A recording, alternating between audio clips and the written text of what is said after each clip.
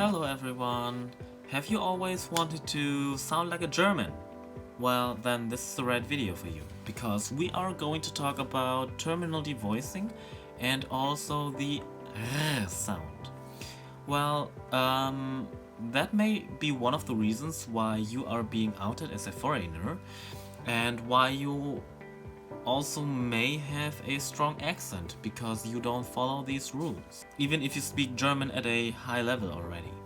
So, if you have trouble making that R sound and that Germans do all the time, then you are at the right place now, because we are going to talk about it now. So, terminal devoicing, what is that? Terminal devoicing is a term that is being used in linguistics. Every time you have the consonants B, D, and G at the end of a word or a syllable, then you speak them like a P, T, and K. So in case of the consonants V and S, they are pronounced without the use of voice at the end of a word. To know if your voice is being used, just touch your larynx while you speak those consonants. So B, D, G are spoken with the use of voice, where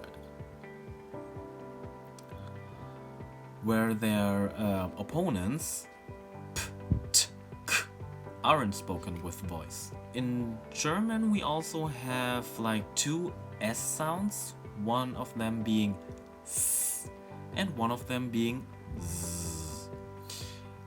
This also applies to the V and W, so V is often pronounced like F and the W is pronounced V. Let's share some examples.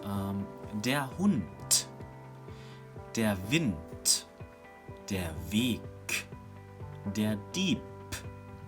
All those words are written with a soft consonant, but they are pronounced hard, if I can say that. However, when a vowel follows the consonants B, D, and G, they are pronounced softly, right? Like kindisch, Hunde, Diebe, Tage. Let's talk about the R now, the R sound. Whenever you see the letter R in a word, that doesn't mean that you actually speak it too. It also depends on the position of the R in a word. Whenever it's in the beginning of a word or syllable, or in front of a vowel, or in a consonant connection, you actually speak it like an R. So let's share some examples again. Die Rose, rot. Das Brot, tragen. Brauchen. Die Trauer, der Kreis. Prost. Right. It's also important to know when there is a short vowel like A, Ä, O, Ö, U, Ü or I in front of an R, it is recommended to speak it. But that is not a rule at all and totally up to the speaker. For example, you have das Dorf or das Dorf. Dürr, Dürr. Der Bart, Bart. Örtlich, örtlich. Die Form, die Form. So both versions are acceptable. But what if the R is at the end of a word or a syllable? If that's the case, then it's pronounced like a weak so like an about. This also applies to the prefixes er, ver, zer, and her. For example, das Meer, die Tür, schwer. But die Meere, die Türen, schwerer. So let's go to the weak again. Erledigen, verlangen.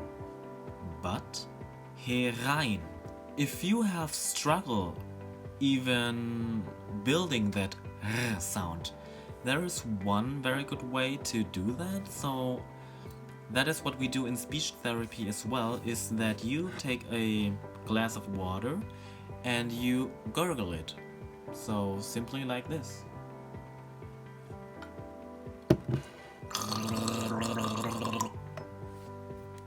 Okay, and you keep on doing that for about 2 minutes. And that's simply how you try to make that R sound. And when you have mastered gurgling, then you can go to like simple syllables like ri, ra, ru. And you keep on repeating that.